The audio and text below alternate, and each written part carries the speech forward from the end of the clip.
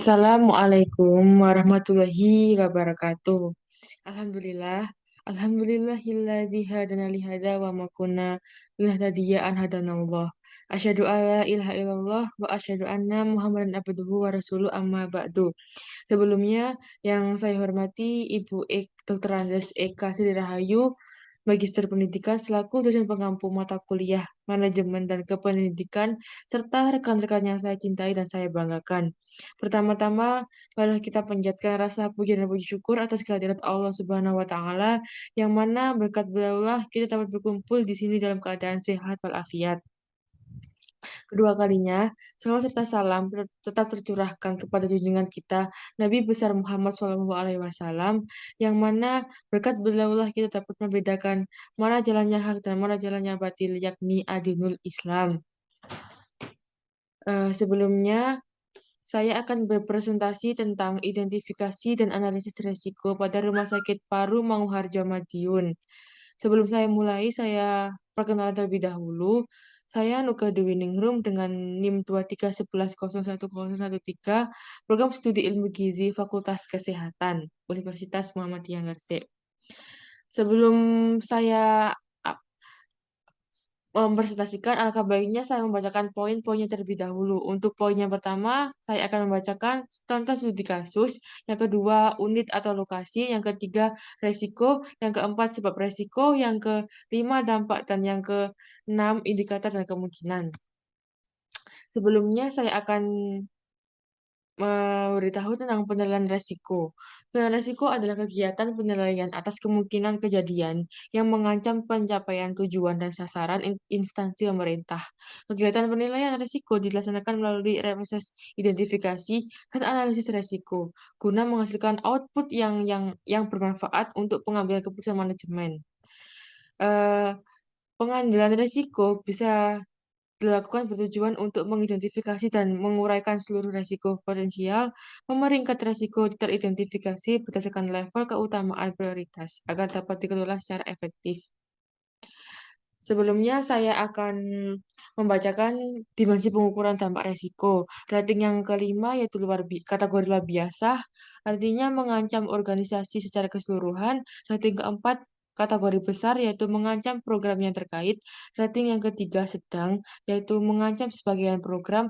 Rating yang kedua rendah yaitu mengancam sebagian kegiatan. Dan rating yang terakhir yaitu tidak signifikan atau mengganggu administrasi. Dimensi pengukuran kemungkinan, yaitu rating yang kelima hampir pasti terjadi, rating yang keempat hampir terjadi, rating yang ketiga kemungkinan besar, rating yang kedua kemungkinan kecil, rating yang ke-1 hampir mustahil terjadi. Untuk identifikasi yang pertama yaitu di lokasi rawat jalan. Resikonya yaitu mencegah kesalahan penempelan barcode. Sebab resikonya yaitu kurang telitinya petugas rumah sakit.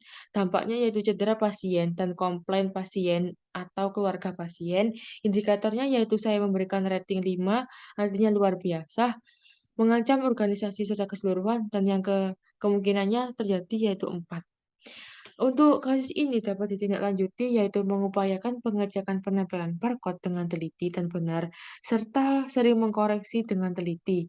Kesimpulannya yaitu dapat disimpulkan bahwa kejadian tersebut paling berat, karena kelalaian dalam penempelan barcode bisa menyebabkan kejadian yang fatal dan berbahaya bagi pasien. Untuk identifikasi yang kedua yaitu di IGD atau yang disebut instalasi gawat darurat. Resikonya yaitu kesalahan identifikasi pasien. Sebab resikonya, petugas tidak melakukan identifikasi dengan benar dan kurang teliti. Dampaknya, salah dalam memberikan tindakan, indikatornya yaitu ratingnya 5 luar biasa, yaitu artinya dapat mengancam organisasi serta keseluruhan, kemungkinannya yaitu 4 hampir terjadi. Untuk tindak lanjut dengan kasus ini, yaitu sebaiknya melakukan identifikasi pasien dengan teliti, karena hal ini sangat diperlukan ketika pasien sedang rawat jalan. Kesimpulannya yaitu, dapat disimpulkan bahwa kasus tersebut saat di IGD merupakan kasus yang terberat, karena jika kita salah sedikit input saja, input identitas bisa menyebabkan kesalahpahaman antar pasien. Yang ketiga yaitu rawat inap. Resikonya yaitu kepatuhan dalam pelaksanaan penyuntikan yang aman. Sebab resikonya yaitu kurang pengetahuan dan rendah kesadaran diri. Yang dampaknya yaitu tertusuk jarum suntik. Indikatornya, saya memberikan 5 artinya luar biasa, yaitu mengancam organisasi secara keseluruhan. Kemungkinan yang terjadi yaitu 4. Untuk kasus ini dapat ditindaklanjuti yaitu dengan cara berhati-hati ketika hendak menyuntik pasien dan memastikan jarum suntik sudah tepat berada pada area yang hendak kita suntik dan memperdalam ilmu serta pengetahuan agar tidak sampai terjadi kesalahan dalam menyuntik pasien. Dapat disimpulkan bahwa kasus ini bisa mengakibatkan fatal karena jika kita menyuntikkan di area yang tidak tepat bisa beresiko cedera dan bisa mengakibatkan seseorang mengalami trauma. Yang selanjutnya yaitu ruang isolasi. Resikonya ya tindakan septik dan antiseptik kurang baik. Sebab resikonya kurang patuhnya petugas. Untuk prinsip septik dan antiseptik, dampaknya itu meningkat resiko infeksi setelah pasien memperpanjang lama perawatan. Untuk ratingnya yaitu 5 luar biasa, mengancam organisasi secara keseluruhan, ratingnya kemungkinannya terjadi 3. Untuk kasus ini dapat ditindaklanjuti yaitu mengupayakan dengan baik tindakan septik dan antiseptik. Karena ini tindakan yang sangat ketat agar tidak terjadi infeksi cedera pada setiap pasien. Kesimpulannya yaitu dapat disimpulkan bahwa kasus tersebut dapat beresiko jika tidak diupayakan dengan baik. Untuk kasus yang kelima yaitu pada laboratorium disingkat lab. Resikonya yaitu kerusakan alat. Sebab resikonya yaitu alat tidak di-maintenance secara berkala. Dampaknya yaitu alat pemeriksaan di laboratorium error. Ratingnya yaitu 5 luar biasa. Kemungkinannya yaitu 3 yaitu kemungkinan besar. Tidak lanjutnya yaitu dalam kasus ini dapat ditindaklanjuti yaitu mengecek terlebih dahulu peralatan sebelum digunakan agar tidak sampai terjadi korsleting saat sedang digunakan serta melakukan perawatan yang intensif pada semua peralatan setiap setelah digunakan. Kesimpulannya yaitu dapat disimpulkan bahwa kasus tersebut kasus yang terberat di setiap laboratorium karena jika terjadi kesalahan bisa mengakibatkan fatal dan kesalahan diperiksa pada setiap pasien.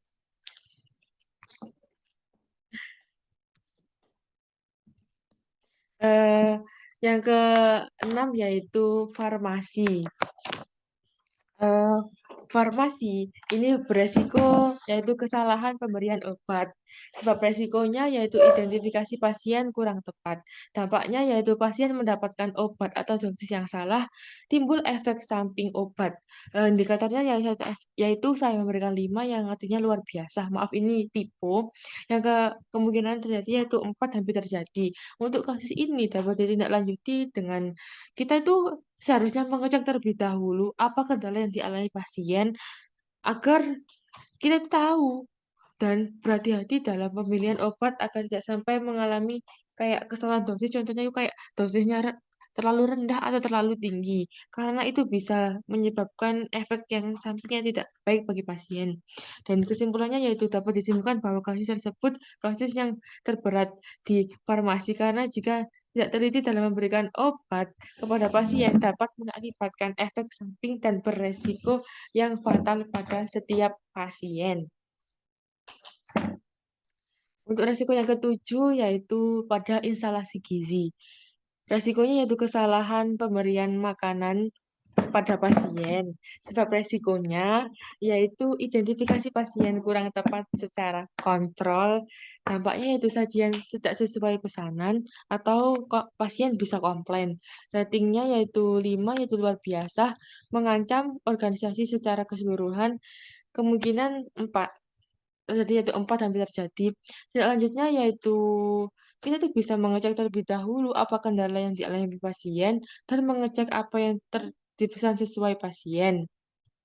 Untuk kesimpulannya yaitu dapat disimpulkan bahwa kasus tersebut kasus yang terberat di unit gizi karena jika terjadi kesalahan dalam pemberian makanan dapat menyebabkan selera makan turun serta kekurangan asupan zat gizi. Untuk yang kedelapan yaitu pada rekam medis. Nama unitnya yaitu rekam medis, resikonya yaitu ketidakpatuhan dalam penggunaan APD. APD itu alat pelindung diri. Sebab resikonya yaitu petugas tidak tahu kegunaan APD, dampaknya yaitu bisa tertular infeksi. Ratingnya yaitu 5 luar biasa. mengancam organisasi secara keseluruhan, kemungkinan terjadi yaitu 4 hampir terjadi. Untuk kasus ini tuh dapat ditangani dengan kita tuh bisa disiplin dalam penggunaan APD. Karena hal yang terpenting saat kita berada di unit kesehatan itu ya APD ini alat pelindung diri karena atau bisa ditindaklanjuti dengan kita itu memperdalam ilmu pengetahuan tentang pentingnya penggunaan APD di rumah sakit.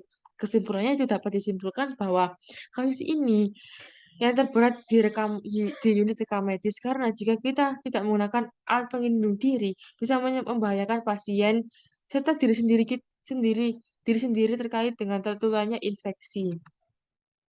Untuk yang kesembilan yaitu rekam medis.